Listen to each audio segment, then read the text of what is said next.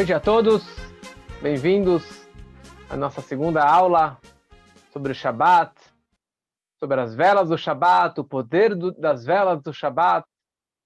Mas antes de falar das velas do Shabat, vamos falar um pouco sobre a preparação do Shabat. O que devemos fazer antes desse dia tão sagrado? Contam que o grande mestre cabalístico, o Arizal, ele tinha um aluno que chamava Israel Nadjare, que certa vez no Shabat eles estavam sentados e cantando todas as melodias do Shabat, as melodias que o Arizal havia ensinado. E o Arizal virou para esse aluno e falou: quando você estava cantando, todos os anjos celestiais estavam vindo em direção a você para escutar a sua grande melodia, a sua música. Milhares e milhares de anjos celestiais estavam descendo. Só que no momento que eles viram que você estava sem a roupa adequada para o dia tão sagrado do Shabat, os anjos voltaram para os céus. E você perdeu essa oportunidade.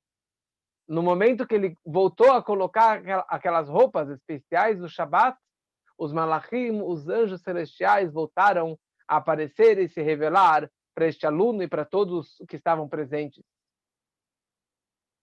Sempre que você tem um grande evento, uma grande festa, o casamento de um irmão, de um filho, de uma pessoa muito querida, muito próxima, você meses antes já se prepara, já compra um terno, um vestido, a maquiagem, tudo, todos os detalhes para você realmente chegar nesse dia tão sagrado, nesse dia tão especial para você. Para o Shabat, nós também estamos indo para um casamento. Porque o Shabat é o encontro entre o rei e a rainha, entre o povo de Israel e o Shabat. E o Shabat é chamado como Shabat Hamalkah. Nós falamos daqui Shabat Hamalkah. O Shabat, a rainha do Shabat. E nós precisamos nos prepararmos para esse dia tão especial, para esse dia tão elevado. Está escrito que, na verdade, a partir da quarta-feira, a pessoa deve já se preparar para o dia do Shabat. Quarta-feira já começa as compras, já começa a mulher pensar o cardápio para o Shabat, cozinhar para o Shabat. E o homem também. Tem vários sábios que, durante a semana, quando eles encontravam algo especial, eles deixavam de lado e falavam: isso era para o Shabat. Se eles encontraram uma carne mais gostosa, eles falaram: então, essa é a carne para o Shabat. Um peixe mais gostoso, então, esse é o peixe para o Shabat. Quando você vai ter um encontro com um rei, você se veste bem e você toma um bom banho antes desse encontro com o rei. Ou antes de ir para um casamento, você toma um bom banho e a maquiagem e o perfume.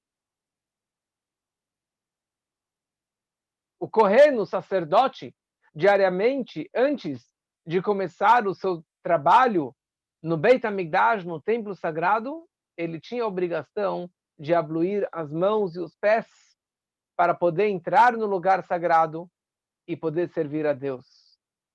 Por isso que existe uma lei que, na verdade, tem toda a lógica da pessoa tomar um bom banho, uma boa ducha, bem na véspera do Shabat. Não na sexta-feira de manhã, mas sexta-feira, meia hora, uma hora antes do Shabat, você tomar aquele banho e já colocar roupas específicas para esse dia do Shabat, em honra do Shabat. Por isso, muitos homens têm o costume de todas as sextas-feiras irem ao mikve como uma preparação espiritual para esse dia do Shabat. E por isso você coloca uma roupa nova, você limpa o seu corpo, e na verdade essa limpeza do corpo ajuda uma preparação para você receber essa alma extra que falamos na outra aula, a alma extra que entra dentro do nosso corpo no Shabat. E para isso tem que tomar um banho, você tem que realmente se preparar mentalmente, emocionalmente, espiritualmente. Como que o profeta, ele descreve, você deve honrar o dia do Shabat. Todos receberam o PDF, vocês podem imprimir, podem dar uma olhada, que ali tem alguns textos que vamos discutir nessa noite. E ali ele descreve e honrarás o Shabat. Ou seja, a pessoa deve se esforçar para ter roupas bonitas para o Shabat, o tanto quanto puder. Você consegue roupas específicas só para o Shabat, um terno só para o Shabat, para um dia festivo, melhor ainda. Cada um deve fazer o quanto que ele aguenta, o quanto que no bolso dele cabe para comprar roupas específicas para o Shabat. Tem alguns que costumam não usar nenhuma peça de roupa da semana no dia do Shabat, se possível. Ou você deixar separado um pouco para esse dia tão sagrado. Mesmo uma pessoa carente, ele deve ter uma peça de roupa que ele fala, essa roupa é para o Shabat. Obviamente que não, você não deve usar as roupas do dia a dia, do cotidiano, você deve ter aquela roupa para o Shabat. Conta uma história que o Alter Rebbe, o primeiro Rebbe de Chabad, e também o Rebbe anterior, quando eles estiveram na prisão na Rússia comunista, o Rebbe anterior na Rússia comunista, e chegava a sexta-feira, chegava o Shabat, e eles falavam, bom, é um dia tão sagrado, preciso colocar uma roupa especial. Eles relataram depois que eles rasgaram um pedaço da meia e usaram isso aqui como um shmate, né? Um pedaço a mais na sua roupa para consagrar o dia do Shabat. Essa forma que eles conseguiram fazer. Então, cada um faz da forma que ele pode. Mesmo na prisão, eles conseguiram ter esse dia tão sagrado do Shabat. E é isso que nós falamos no Lechadodi. Lechadodi likrat kala penei Shabbat nekabelah. Lechadodi likrat kala. A gente canta no Shabbat. Lechadodi likrat kala. Que o noivo, ele vai em direção à noiva. Quer dizer, nós estamos indo em direção à noiva penei Shabbat para receber o íntimo, a face do Shabbat. Você deve se preparar da melhor forma possível. E o Alter Rebbe também conta uma parábola do palácio do rei. Uma pessoa que ele quer entrar no palácio do rei, ele deve se preparar de antemão. Consertar as roupas rasgadas, despir as roupas sujas e usar roupas bonitas para conseguir ter esse brilho e de ter essa conexão mais profunda com o rei. Os dois irmãos sagrados, colegas do Alter Rebbe, Rav Zusha de Anipoli e Rav Elimelech de Lizensk, eles realmente eles sentiam todo o Shabat, eles se sentiam mais sagrados, eles se sentiam mais exaltados do que todos os dias da semana. E eles estavam debatendo se esse sentimento que eles tinham, se essa santidade que eles sentiam no dia do Shabat, se era real ou era só a sua imaginação. Eles decidiram fazer um teste. Qual era o teste? Eles iriam escolher um dia da semana qualquer, uma terça-feira. Eles iriam fazer um Shabat no dia da semana. E vamos ver se iremos sentir algo a mais ou não. Eles vão colocar as roupas do Shabat, preparar aquela mesa do Shabat, com todas as iguarias, as comidas deliciosas, com todos os Hassidim, os discípulos presentes para fazerem um farbreng numa reunião. E vamos ver se dá certo ou se não dá certo, se nós vamos sentir a santidade a mais ou não. Pois bem, foi exatamente isso que eles fizeram. Prepararam a mesa, tomaram aquele banho, foram na mikve, colocaram a roupa especial para o Shabat. Eles usavam aquele shtraima, aquele chapéu de pele, que é uma roupa especial para o Shabat.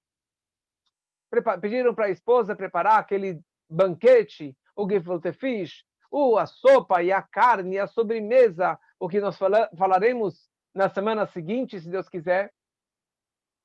E sentaram para comemorar o Shabat na terça-feira. E naquele momento, eles sentiram aquela santidade, aquela êxtase, aquela empolgação que eles sentiam em todos os Shabbatot do ano. Eles falaram, bom, então o Shabbat não é um dia especial, deve ser só o fato que nós fizemos o mesmo show que nós fazemos no Shabbat, sem as preocupações do dia a dia, talvez por isso que nós sentimos essa santidade. Mas não é que o Shabbat é tão sagrado assim. Mais para frente, eles se encontraram com seu mestre, o Magid de Mezrich, e eles relataram o ocorrido. E o Magid de Mezrich falou o seguinte, se vocês usaram as vestes do Shabat, as roupas específicas, o chapéu, o terno, a gravata, que vocês usam no Shabat, óbvio que vocês iriam sentir a santidade do Shabat. Óbvio que vocês iriam sentir essa êxtase do Shabat. Porque as vestes, as vestimentas do Shabat têm o poder de transmitir a luz da santidade do Shabat, mesmo nos dias da semana. Porque aquelas roupas, imagina só a roupa, ela absorveu a santidade do Shabat. Então, mesmo você colocar na terça-feira, você também vai sentir essa empolgação que você sente no Shabat. Ou seja, devemos nos prepararmos da melhor forma possível para o dia tão sagrado do Shabat. Thomas Edison, todos nós escutamos e estudamos isso aqui no colégio. Thomas Edison, que criou a primeira lâmpada incandescente no final do século XIX, mas até Thomas Edison não tinha lâmpada, não tinha essas lâmpadas que nós temos hoje em dia, não tem eletricidade, não tinha essa luz que nós podemos ter em qualquer lugar. Como que eles faziam? Acendiam velas. Velas. Essa é a única forma de você conseguir iluminar a noite. Velas, tochas. E por isso que os sábios instituíram que o início do Shabat, uma das grandes mitzvot, no início, na entrada do Shabat, é acender as velas do Shabat. Não consta na Torá acender as velas do Shabat. Isso daqui foi instituído pelos sábios. E a questão é por quê? Por que realmente eles criaram essa mitzvah rabínica de acender as velas do Shabat? E para isso existem algumas razões, algumas explicações. A primeira razão é que sem as velas, a casa está escura. Tá? Realmente você não consegue ver nada, você não consegue ver as pessoas, você não consegue enxergar a parede, e você vai tombar com as pessoas, vai se machucar, vai tropeçar, vai quebrar um vidro. Então não é legal a casa estar escura num dia tão sagrado como o Shabat. E isso pode acabar criando brigas, pode acabar criando acidentes, vai ficar chateado porque você quebrou algo, você machucou alguém, ou você bateu a cabeça na parede. E nós falamos Shabbat Shalom. A frase mais conhecida é o Shabbat Shalom. Por que Shabbat Shalom? Por que não Shabbat Emet? Ou Shabbat Simcha? Ou Shabbat Hamalká? Não, o desejo que nós mundialmente sempre desejamos é Shabbat Shalom. Alguns desejam a Git Shabbos também, mas é Shabbat Shalom. Porque o intuito principal do Shabbat é trazer Shalom. É trazer paz entre as pessoas, trazer paz no mundo, paz na família, paz entre o casal. E com uma escuridão, não existe a opção de haver paz. Com brigas, com acidentes, você ficando chateado, não tem como trazer paz. O propósito que Deus revelou a Torá no mundo foi para trazer Shalom Ba'olam, trazer paz no mundo. E por essa razão, os sábios instituíram as velas do Shabat, porque, number one, isso traz paz na família, traz paz entre o casal. Segunda explicação, que no momento que você coloca velas, você acende velas numa festa, num casamento, num momento de alegria. Então, para honrar o Shabat, nós colocamos várias velas para trazer uma luz especial nesse dia tão sagrado. E, ao mesmo tempo, a luz e a vela é comparado com a Torá e com as mitzvot. que ner Torá, que or Torá, o mitzvah, e a vela é a Torá, e as mitzvot são a luz. Mais uma explicação, que isso, na verdade, é o que engloba tudo. Qual é a consequência? Qual é a segulá de acender as velas? No momento que a pessoa acende velas, tem vários e vários lugares explicados que isso é uma segulá, é uma simpatia para trazer saúde para a família, para trazer sustento para a família, trazer shalom bait. E mais importante é que a família e os filhos, principalmente, sigam os caminhos da Torá, os caminhos judaicos. Esse que é todo o intuito das velas do Shabat. E a pergunta é, quem tem a obrigação de acender as velas? Vocês sabem? Quem tem essa obrigação de acender as velas? O tefilim é o homem que coloca. O talit é o homem que coloca. Quem tem a obrigação de acender as velas do Shabat? Todos. Homem, mulher, tem a obrigação de acender as velas do Shabat.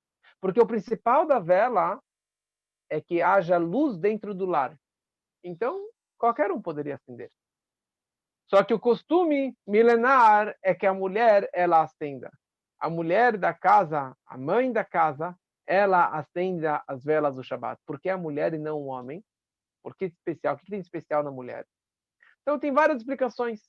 A primeira explicação básica é que quem é a Bala Booster, quem é a dona da casa, quem é o pilar da casa, que assim a mulher é chamada a Keret Abait, o principal, o pilar da casa, é a mulher. Também, a mulher, ela é aquela que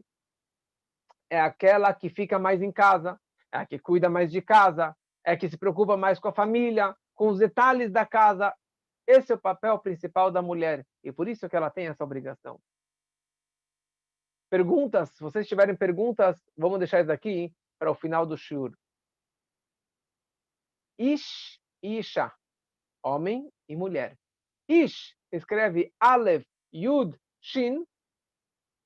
Esh, Aleph, Shin significa fogo. Aleph, Shin é fogo. E esse fogo tem dentro do Ish, que é homem, e tem dentro do Isha, que é mulher.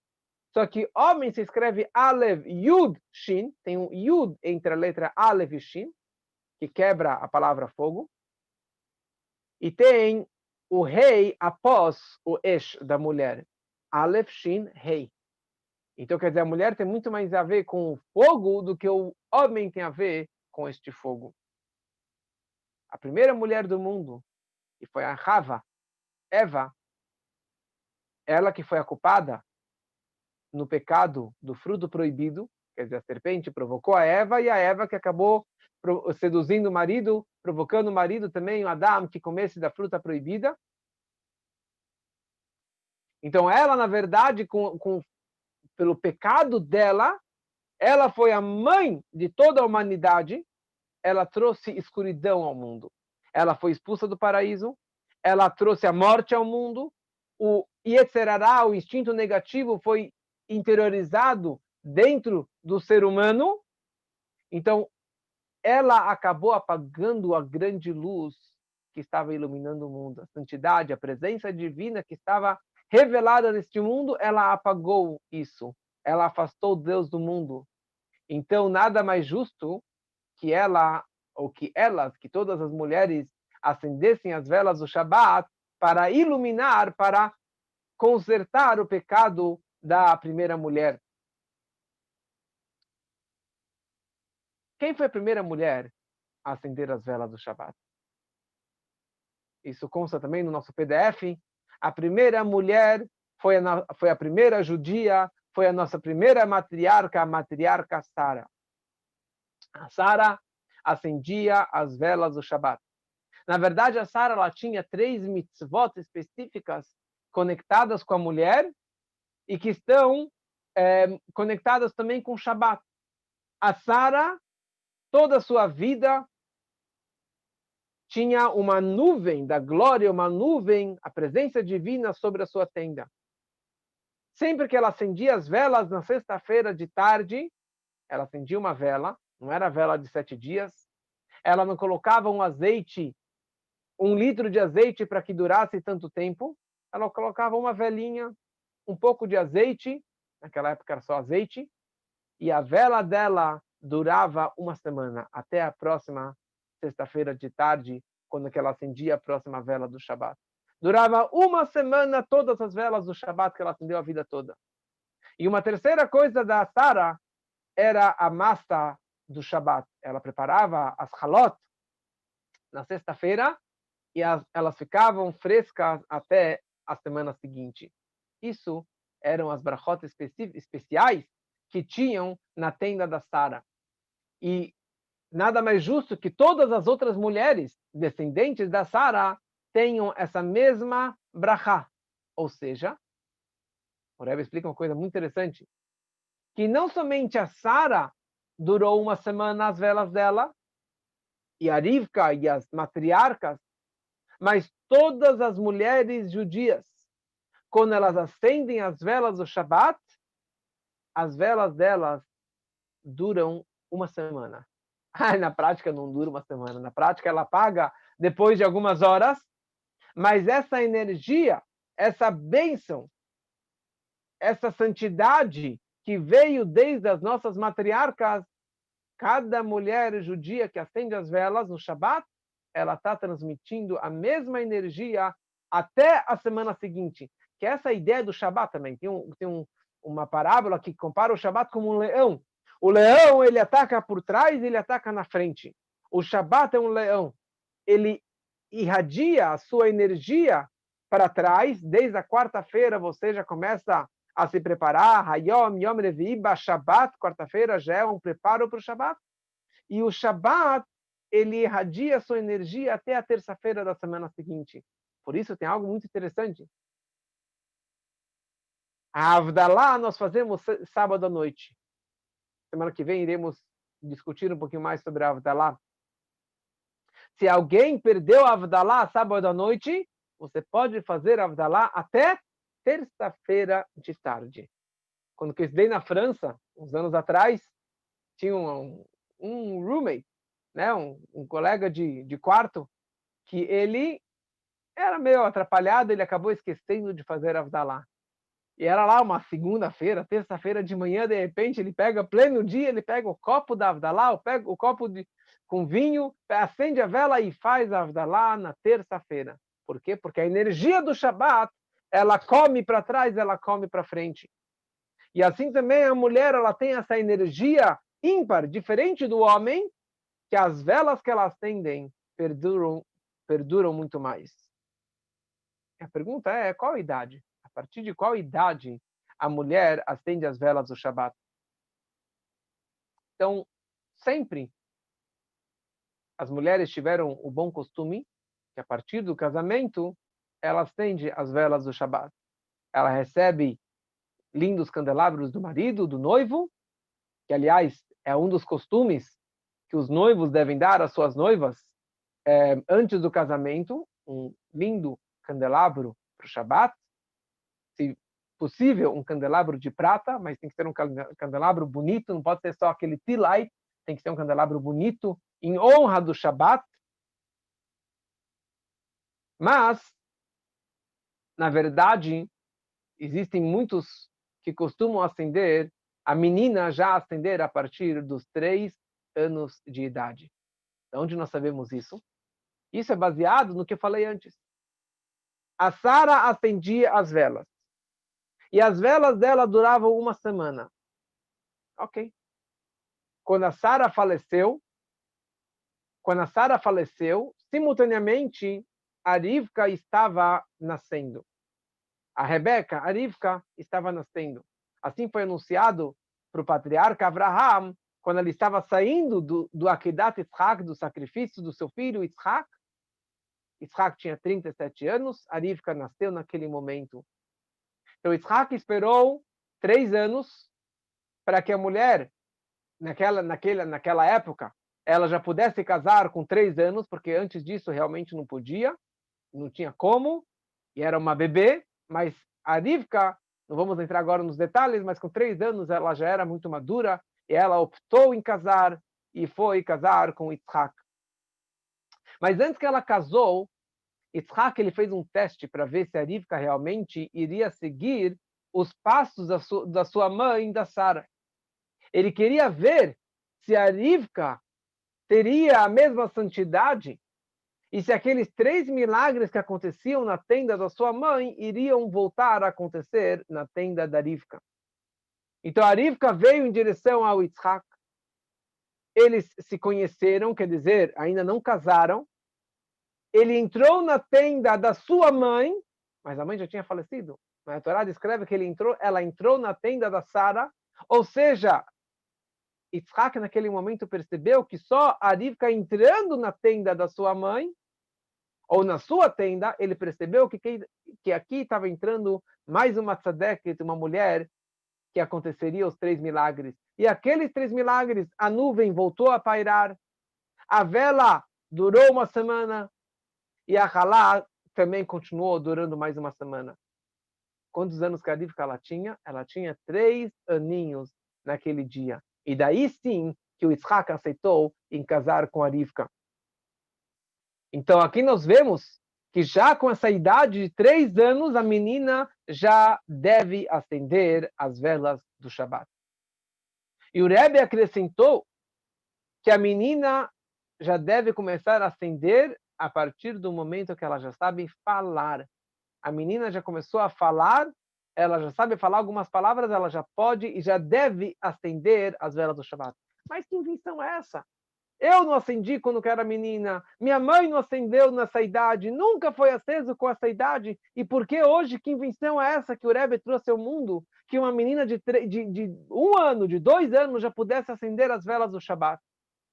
E o Rebbe trouxe para isso 3 explicações. A primeira razão é que o mundo, a escuridão que nós temos no mundo, não é a escuridão que as nossas mães tinham na sua época. Os problemas, as dificuldades, principalmente a escuridão espiritual, uma escuridão densa, que nós temos hoje em dia, não existia no passado. Então a gente tem que contrabalancear.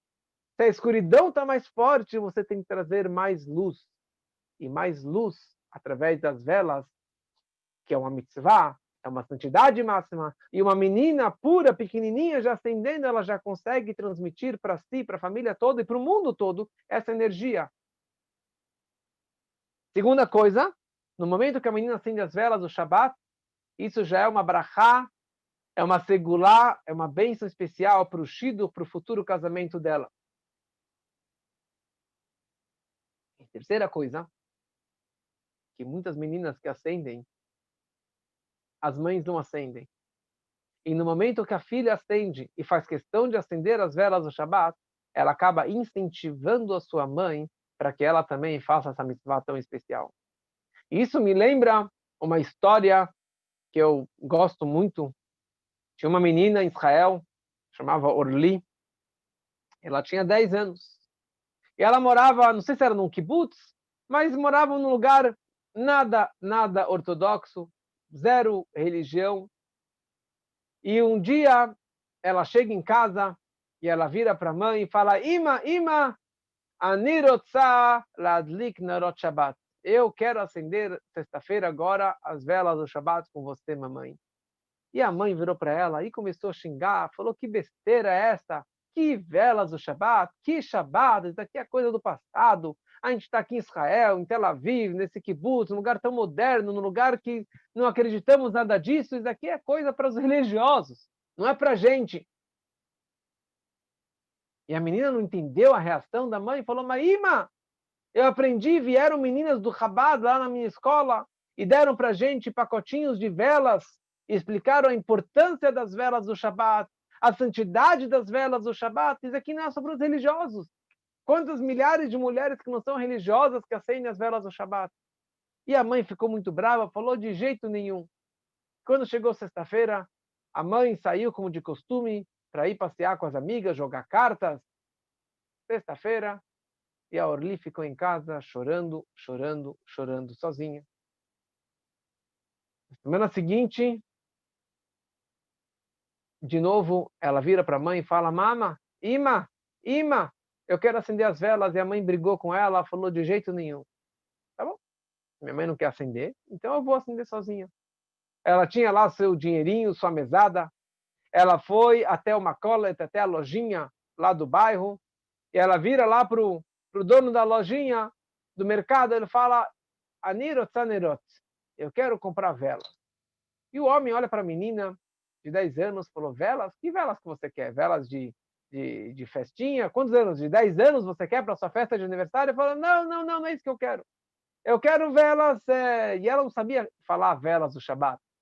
Ela falou, vela dos religiosos. E daí o homem olhou para ela e falou, tá bom. E deu para ela um Ner Zikaron.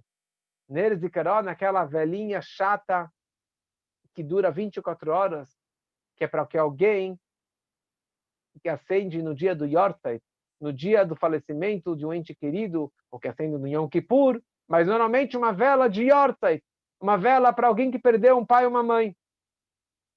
E ela, feliz da vida, pegou a sua velhinha, levou para casa, escondeu no armário, para que a mãe não visse.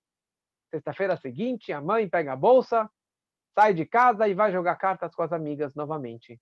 A Orli, feliz da vida, pegou uma bandeja de prata, limpou, poliu aquela bandeja, colocou na mesa na sala, colocou uma toalha branca, pegou a sua vela, com muita emoção, colocou na bandeja, pegou o papelzinho, a folhinha que ela recebeu das moças, acendeu o fósforo, acendeu a vela, feliz, com um sorriso na cara, fez a brachá, fez o movimento com as mãos e ficou lá assistindo, feliz da vida para aquela vela maravilhosa do Shabat. Nessa noite, a sua mãe decidiu voltar mais cedo, não sei porquê.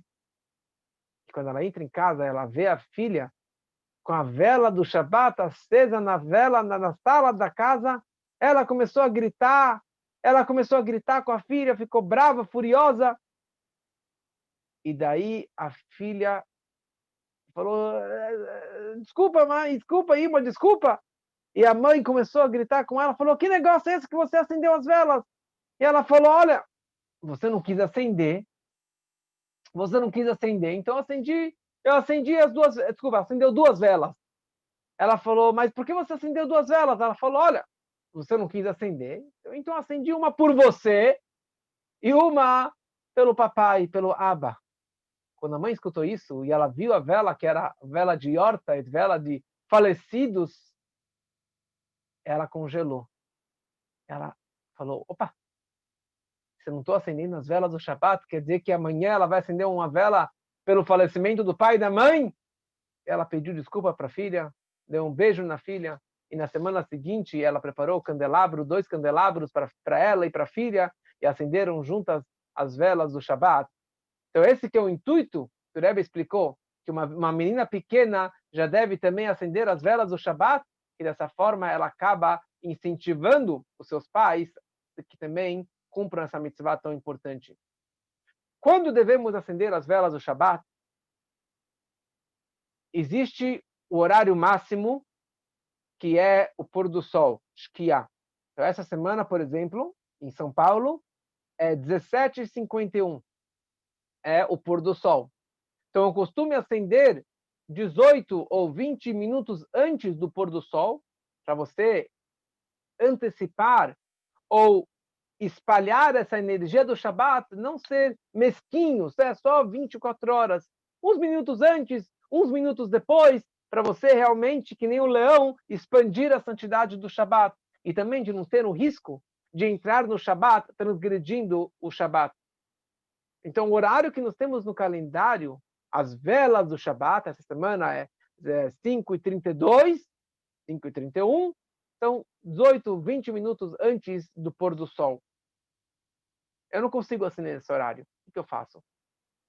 Então você pode acender 40 minutos antes, ou até um pouquinho mais, é o Plaga Mincha. Nesse momento você já pode acender, mas contanto que as velas durem até após o escurecer.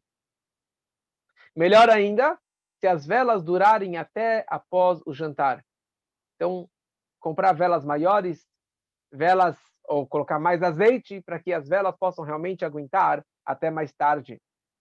Pode ser azeite, pode ser parafina, pode ser qualquer tipo de óleo, mas que realmente tenha uma boa qualidade, que a chama não vai ficar piscando, que não vai ter o risco de apagar mais para frente, mas que ela possa realmente durar até mais tarde, porque no momento que entra o Shabat, você não pode mais mexer, manusear naquelas velas. Existia um grande tzadik, na época do Beit HaMikdash, do templo, que chamava Rabbi Hanina ben Dossa. E ele fez vários e vários milagres e várias histórias dele. Mas tem uma história muito bonita que diz o seguinte: ele era muito pobre e certa vez a filha dele precisava acender as velas do Shabat. Eles eram tão pobres que eles não tinham azeite em casa.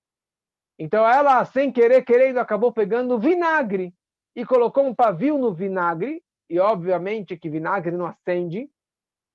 E ela foi lá, acendeu o pavio no vinagre, colocou no pote das velas. E ela ficou muito triste e estava chorando, chorando, chorando. E quando o pai chegou em casa, ele viu que a filha estava chorando. E daí o pai, Rabbi Hanina ben Dossa, vira para a filha e fala: minha filha, não se preocupe, minha filha. Porque o mesmo Deus que decretou, que programou a natureza que o azeite fosse um combustível, que o azeite queimasse e pudesse acender uma chama, ele também pode decretar que o vinagre acenda essa vela. E ela viu que, de repente, a vela estava iluminando e com um brilho maravilhoso, e aquela vela ficou acesa até o final do Shabat. E ficou até após Avdalá, no momento que ele pegou do fogo do vinagre, das velas do Shabat, para acender as velas da Avdalá, naquele momento, as velas do Shabat se apagaram, as velas de vinagre se apagaram. Isso aqui é um milagre de Rabbi Hanina ben Dossa, mas nós precisamos ter uma vela bonita, um azeite bonito para o Shabat.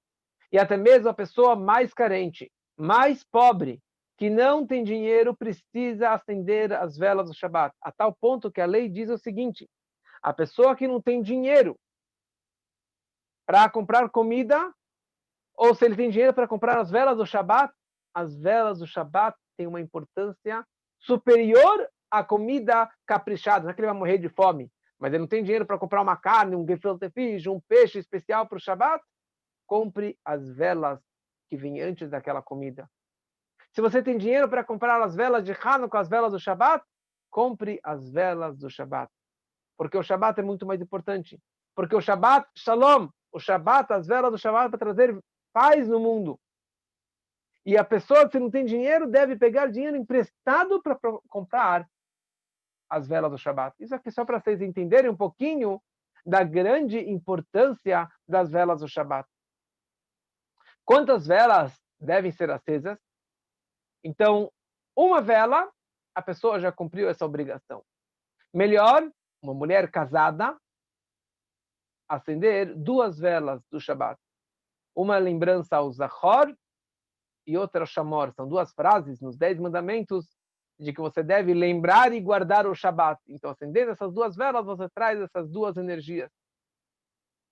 Mais um costume, que é isso que muitos têm, esse bom costume de acender uma vela a mais para cada membro da família. Um pelo marido, um pela mulher e um para cada filho. Por isso que tem famílias que eu já fui, que tem lá um candelabro caprichado com 10, 12 braços. Isso é uma vela, um candelabro bonito que ilumina realmente a mesa do Shabat. Uma das explicações é porque a vela é comparado com a nossa alma. A alma judaica é comparada com uma vela. Essa conexão direta com Deus. Então, no momento que você quer aumentar a chama, se você coloca mais uma chama, mais uma vela, você está iluminando cada membro da sua família. Então, se você não tem esse bom costume, é bom acrescentar, sim, a partir dessa semana, mais uma vela para cada membro da sua família. O homem, apesar que ele não acende, Isso é um homem casado. Se é um homem solteiro, ou se é um homem que a mulher está viajando, ele está sozinho em casa, então o homem deve acender as velas do Shabat. Agora, um homem casado, que a mulher acende as velas em casa, então ele também deve participar dessa mitzvah, porque ele também tem parte nessa mitzvah, então ele deve preparar as velas. Alguns têm o bom costume de acender o pavio e apagar na sequência, para facilitar o acendimento logo após pela mulher. Qual é a sequência? Qual é o cronograma? Então, as velas são preparadas. O marido também prepara umas moedas ou um dinheiro para colocar na tzedakah antes do acendimento das velas, porque no momento que a mulher acendeu as velas, para ela já começou o Shabat. Pode ser que sejam 20 minutos antes do Shabat, meia hora antes do Shabat. Para ela já começou o Shabat. Para o homem ainda não, ele tem ainda os 18 minutos. Mas para a mulher, ao acender, ela já recebeu o Shabat. Por essa razão, quando ela acendeu o fósforo, ela e acendeu as velas, ela não pode soprar e apagar esse fósforo, porque já começou o Shabat.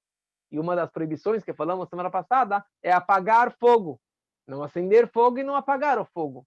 Então, ela pode acender todas as velas e ela pega o fósforo e coloca no cinzeiro sem apagar. E sozinho ele vai acabar apagando. Ah, mas eu chego muito tarde em casa. Então, eu quero acender mais tarde. É preferível você não acender as velas mais tarde do que acender após o pôr do sol. Porque aí você vai estar transgredindo o Shabat e não vai estar atraindo essa energia que você quer atrair com as velas. Então tem algumas opções. Ou você trabalha, acende a vela no escritório, na loja, onde que for. Ou o seu marido, se você tiver um marido ou uma outra pessoa, sua filha, algum filho, alguém acende as velas em casa. Não precisa ser você. Uma outra pessoa pode acender no lar ou não acenda. Mas é preferível não acender do que acender após o horário, após o pôr do sol. Ou seja, pega o horário das velas do Shabat no calendário e coloca mais 18 ou 20 minutos mais para frente. O Zohar descreve que no momento que a mulher acende as velas do Shabat, ou que as velas do Shabat são acesas, tem que estar com grande alegria, com um coração tranquilo e com uma concentração mental, uma tranquilidade mental para você focar na energia, na brachá, na santidade do acender as velas. Porque ali é o momento auspicioso e aceito perante Deus. E por essa razão, para ajudar na concentração, as mulheres têm o bom costume de cobrir os olhos ao acender as velas. Acendem as velas, elas têm o bom costume de dar 3 voltas com as mãos ao redor das velas, para dentro, não para fora, porque você quer, na verdade, puxar essa energia, essas brachot, essa luz para dentro de si. E daí ela coloca a mão no rosto e fala a brachá das velas do Shabat, ou as velas do Yom Tov, e assim por diante. E naquele momento que ela está com os olhos fechados, ela faz fora a brachá, ela faz uma reza especial, ela mentaliza uma reza pedindo saúde, sustento, alegria, narras dos filhos e da família, para que tenha muito shalom bait, que tenha paz no lar, e que essa energia possa realmente download nesse dia tão sagrado do Shabat. O Talmud escreve que as velas do Shabat têm um poder máximo, a tal ponto que consegue influenciar não só as pessoas do lar, mas até mesmo os anjos celestiais, os Malachei Asharet. Aliás, essa é a música que nós cantamos. Shalom Aleichem, Malachei Asharet. Nós falamos Shalom Aleichem, bem-vindos os Malachei Asharet, os anjos celestiais, Malachei Elion, Malachei, Malachim superiores, supremos, que eles vêm nesse dia, nesse momento do Shabat. Eles vêm. Quando o homem volta da sinagoga, ele é escoltado com 2 anjos. 2 anjos. Um do seu lado direito e um do seu lado esquerdo. O do lado direito é um anjo bom. E do lado esquerdo é um anjo ruim. É um anjo negativo. E a questão é, eles querem analisar, eles querem ver como que está aquele lar, como que está aquela casa. Quando eles entram na casa, e a mesa com a toalha branca, com a comida já posta, com o vinho, com a halá, a família, as crianças bem vestidas, a família bem alegre, as velas acesas, a casa iluminada. Então o anjo do bem, ele vira e ele fala a seguinte brachá: Yehi Ratzon, que seja a vontade divina, que assim seja também na semana seguinte. Semana que vem também possa ter essa mesma brachá, essa mesma casa, essa mesma energia para este lar. E o outro anjo, o anjo ruim, ele é forçado a responder amém, que assim seja. Caso contrário, se eles chegam na casa e a mesa não está preparada para o Shabat, a televisão está ligada, as velas não estão acesas, não tem o kiddush na mesa, as pessoas não estão vestidas, preparadas para esse dia tão sagrado, então o anjo ruim ele fala que assim seja também na semana seguinte. E o anjo do bem, ele é forçado a falar amém, que realmente assim seja. Então por isso a gente tem que ter todo o cuidado para que o Shabat tenha esse preparo antes, durante o Shabat, para ter essa energia, para que tenha essa brachá tão especial desses anjos. E, aliás, essa que é toda a ideia do Shalom Aleichem. Nós falamos o Shalom Aleichem, não sabemos quem foi o autor do Shalom Aleichem, mas tem alguns séculos que essa música existe, e nós convidamos os anjos para que entrem no nosso lar, e que eles abençoem a família, porque eles descem do céu para abençoar a família, e tem toda a música tradicional que nós falamos. E o interessante é que no Shalom Aleichem, nós convidamos, Shalom Aleichem, bem-vindos, anjos celestiais, Boachem le Shalom Alachei Shalom, né? Bem-vindos os anjos da paz, Bruchim le Shalom, a gente, abençoados sejam. E a quarta estrofe a gente fala, Tzetchem le Shalom, bem-vindo, boa viagem, até logo, Tzetchem, quando vocês estão saindo, que a sua saída seja em paz. Calma aí. Você deu Shalom Aleichem para eles, e logo na sequência você fala, Tzetchem le Shalom, vão embora? Até logo? Que negócio é esse? Como que você manda eles embora? Então, na verdade, tem algumas explicações. Uma explicação fala que eu estou despedindo deles não para agora, mas para o final do Shabat, que eles ficam até o final do Shabat. Outros explicam que isso representa porque nós vamos comer logo na sequência, depois do Shalom Aleichem, a gente vai fazer a refeição, e os anjos não comem. Então, eu não quero maltratar, não quero envergonhar os anjos. Então, por isso que eu mando, por favor, vocês podem se retirar, porque eu não quero insultar, eu não quero magoar vocês. Mas, na verdade, o Rebbe anterior, ele fala que isso é a honra dos anjos. No momento que eu estou me despedindo deles, para não envergonhar eles, eu estou honrando os anjos celestiais. E o Rebbe anterior, ele fala para eles, cada momento, cada instante é precioso. Ou seja, cada anjo tem uma missão. É uma missão pontual. Eles vieram aqui em casa abençoar o lar, podem ir embora. Não é que eu estou mandando eles embora. Vocês vieram, fizeram a sua missão, obrigado por terem vindo e boa viagem, até logo, até a semana seguinte. Ou seja, eu não estou mandando eles embora. E na hora que eu falo esse Shalom Aleichem, eu estou atraindo toda essa energia para o início do Shabat, para o início da refeição do Shabat.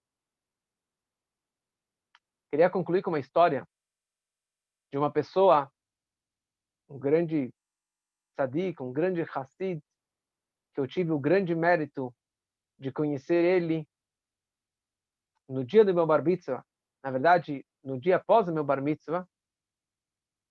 Meu bar mitzvah foi no Kotel, e quando foi uma quinta-feira, em dezembro de 95,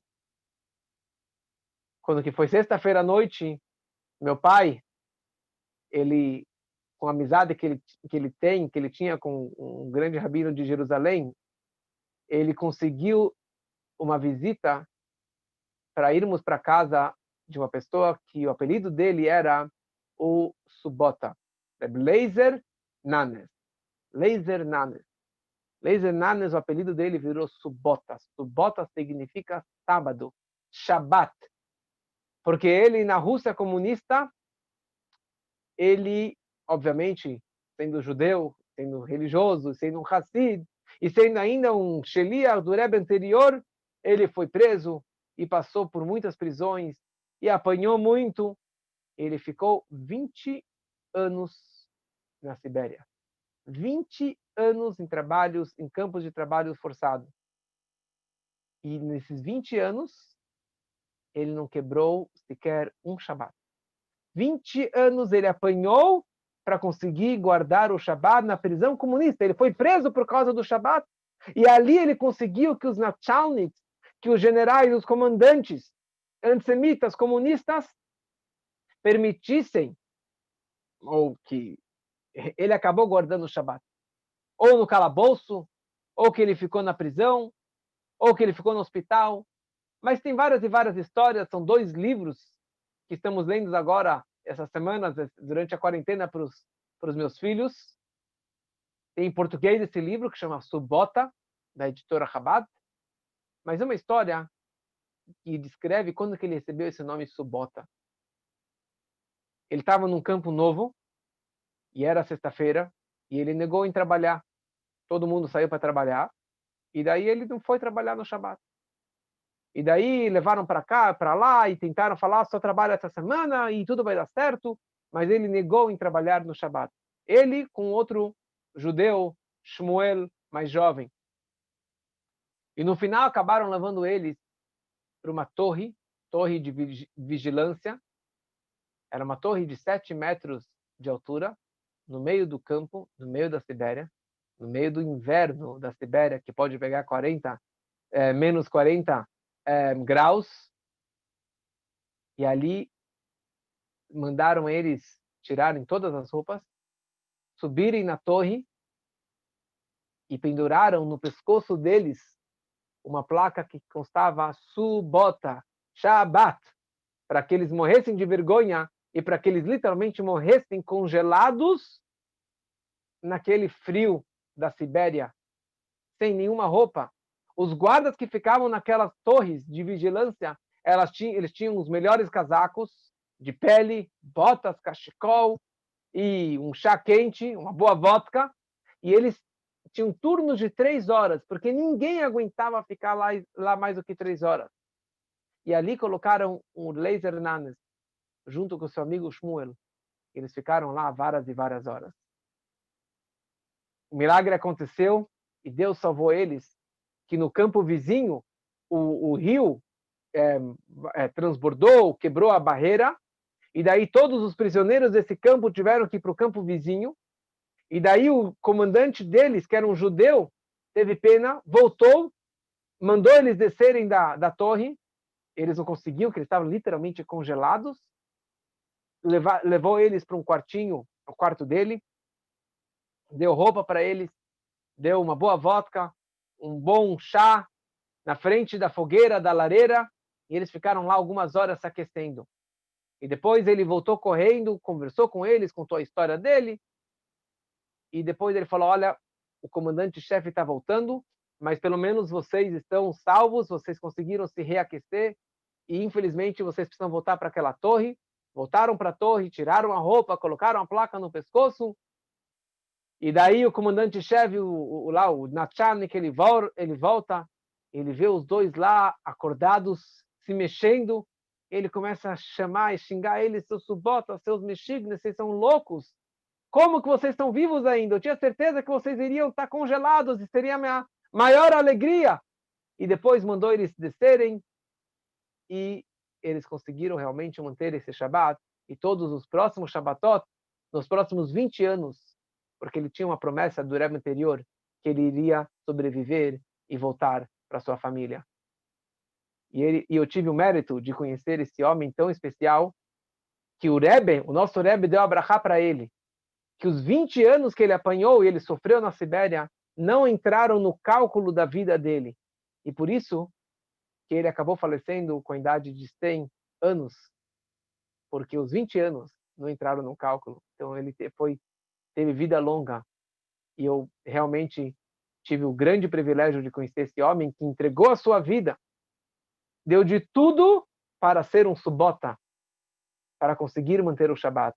Baruch Hashem, nós não temos gelo, não temos neve, não temos perseguição, então nós podemos fazer um Shabat bonito, caprichado, com luz, com calor, com amor, com alegria, e que assim realmente cada um possa fazer da sua melhor forma, e dessa forma iremos merecer a promessa do profeta, que diz: